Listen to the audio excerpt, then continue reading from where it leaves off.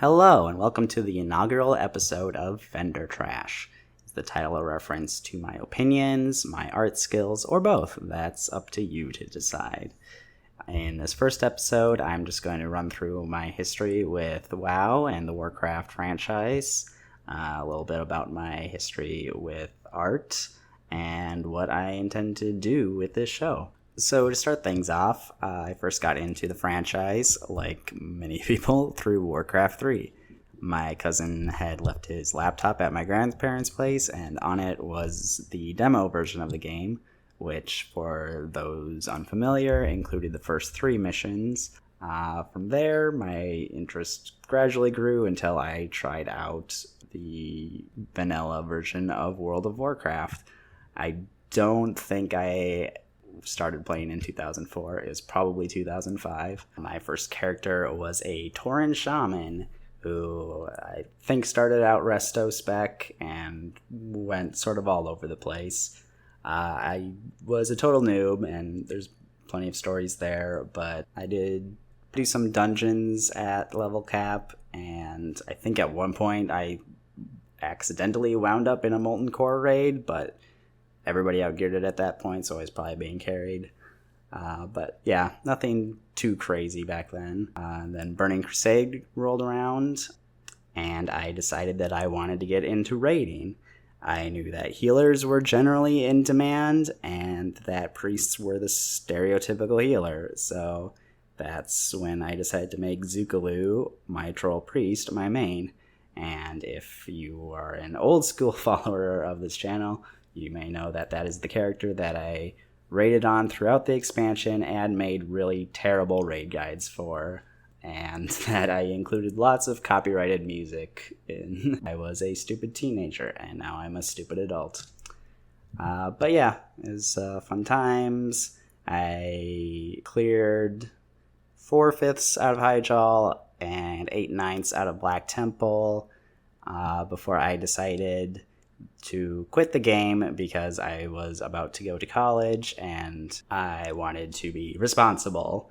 In hindsight, I think I could have just kept on playing, and in hindsight, I kind of wish I hadn't even gotten to college, but that's another story.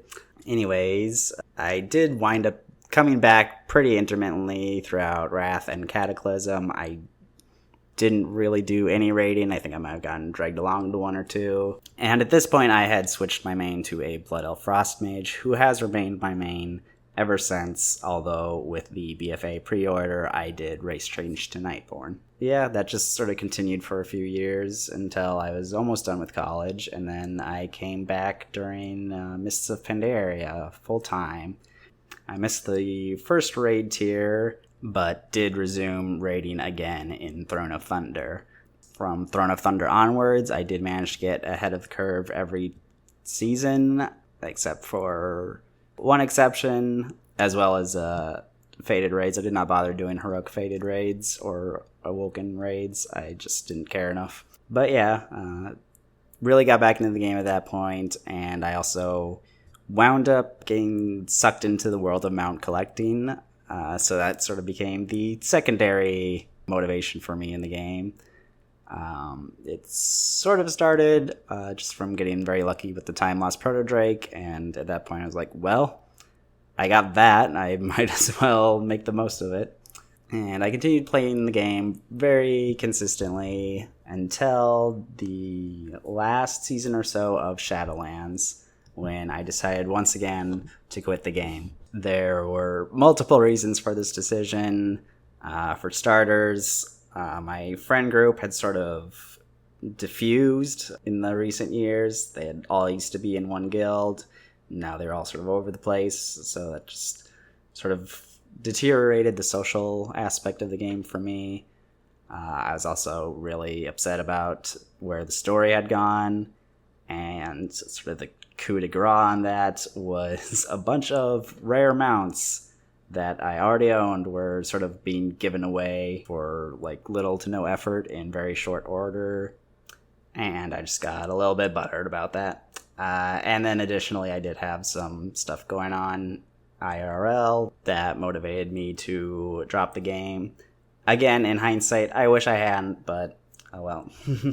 I came back again just at the tail end of season 2, so I did manage to get the head of the curve for that, as well as the KSM mount. Unfortunately, I did miss KSM for season 1, so that's at least one mount I will probably never ever have. So sad. And yeah, then I just played season 3 and 4 as I normally would, and I'm looking forward to The War Within. But that's enough about Zook the player. What about Zook the artiste? Well, for starters, I've always had an interest in story writing, actually. And in my college years, I pumped out about 13 novels that I then self-published. They're pretty much all terrible, but they did teach me a lot, I like to believe. After that, I sort of realized that I enjoy the medium of manga and comic books a bit more, so I decided to story write through those. But, hiring an artist for all that would have been really expensive, so I just decided to tough it out and draw everything myself, which was not easy because I have never really had an interest in drawing. Probably did a little bit as a child, and a little bit in grade school, just what they mandated from you. But yeah, drawing and art in general has never really been an interest of mine, at least before that comic project. But I wanted it, so that's what I was gonna have to do. And I did. I had a whole process where, I'd draw it out, and I had a light pad, and I would trace over my drawing with Sharpies, and then scan them in and edit them in GIMP, the poor man's Photoshop. And that went on for about 5 years. It wound up being a 100 chapter or 1900 page webcomic. I didn't really wind up doing a lot with it or advertising it very much. But, it did give me a great sense of personal fulfillment, which was the main goal. After that, I took a short break and then tried to get back into it, but wound up hitting pretty severe writer's block. The first comic had taken me from 2013 until 2018 to complete, and it has been more than that time since. I did have one or two ideas that I did try to explore, but they both kind of fizzled out. I do have another story concept that I'm hoping will be more successful, and I'm also hoping to get started on that before the end of the year. In preparation for that, and to make this show easier, I did invest in a drawing tablet, specifically a display tablet. I got the XP Pen Artist 22 Plus.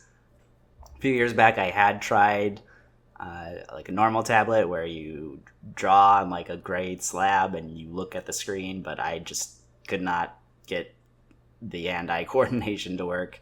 So I got this instead, and it's actually been pretty sweet. I don't feel like I can draw quite as well as I could, just pen and paper, but it's close enough, and I'll be getting better. And more importantly, it saves a buttload of time. So I'm really enjoying it so far and looking forward to where that goes. I also plan on upgrading from GIMP. As much as it has served me, I hear that Clip Studio Pro is pretty good for making webcomics, so that's probably where I'm gonna go. But for now, I'm sticking with GIMP because between the tablet and time-lapse and the audio recording and all of that, I've made enough changes. Let's space things out a little bit. Which then brings me to this show, Vendor Trash. I'm mostly using it as a means of keeping my drawing skills in practice.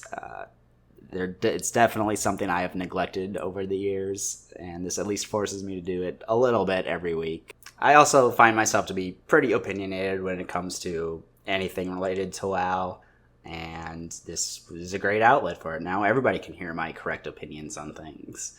It should be fun. I have considered doing this for media outside of WoW. Other video games, just TV shows in general. I have a lot of anime opinions. For now, I'm just going to keep it to WoW. If I do branch out, I would probably do it through another channel. I'm also going to try to keep things relatively low effort. So far, I've found it to take about 2.5 hours to do an individual drawing for one of these episodes. And I'm estimating that the recording and editing is going to be another hour or two. So we're looking at about 4 hours per episode, which is about as much as I want to commit to. I feel like if I do more than that, I'm not going to be very consistent. So keeping it low effort. And honestly, my expectations for where it goes, I'm also going to keep pretty low. I would love to get more viewers. I would love to get some money, but if I don't, whatever. That's not the purpose of this. I hope to put out one episode every week, and I also don't want to work on this during the initial month or so of War Within, so I need to get about 4 episodes ahead of schedule as well. But it's going pretty smoothly, so I don't think that'll be a problem. With all of that out of the way, let me just touch on what I'm actually drawing this week. Normally, it's going to be something relevant to the discussion topic, but seeing as how I don't have an actual discussion topic this week, I decided let's just go with Gul'dan. He's one of the most pivotal characters in Warcraft lore. Even Blizzard agrees. They used Medivh for the cover of Chronicles 1 and Gul'dan for the cover of Chronicles 2 because they're both so pivotal. Don't ask me why they went with Tyrande for Volume 3 and Vol'jin for Volume 4, but yeah. I wouldn't say Gul'dan's one of my favorite characters, but, he just works. He's a pretty good villain. He may not be physically intimidating, but he is conniving and scheming, and it gets him pretty far until it doesn't anymore. On that note, he does have one of the sickest death scenes in WoW, although it does a lot more to hype up Illidan than himself. I should also add, I'm far more familiar with the AU, WoD Gul'dan than the original one. That's probably true for most players nowadays. Most of my familiarity with the original Gul'dan was that one mission in Warcraft 3 where he dies in the Tomb of Sargeras in a flashback, and I guess the Warcraft movie. I will say this drawing really impressed upon me, just how complicated WoW character design can be. I still have the few other ones I have drawn at this point. WoW may be a very cartoonish art style, but it is not simple. For the background, I just set him at the Throne of Kil'jaeden, which I believe is the location used in the WoD cinematic, where he offers the blood of Mannoroth to Hellscream and the other orcs. It's not super detailed or accurate, it's mostly going off of memory. I'm also not really used to using shading at all. It's not something that my mind tends to think about, and I'm not going to leave myself beholden to it, but I figure might as well mess around with it a little bit, maybe I can learn something. Although, as you can see, even here, I didn't do it that much. So I think that's pretty much it for this episode. I think future episodes will probably be about half as long, if that, just because I'll have narrower topics than I'm talking about. So, thank you for watching, and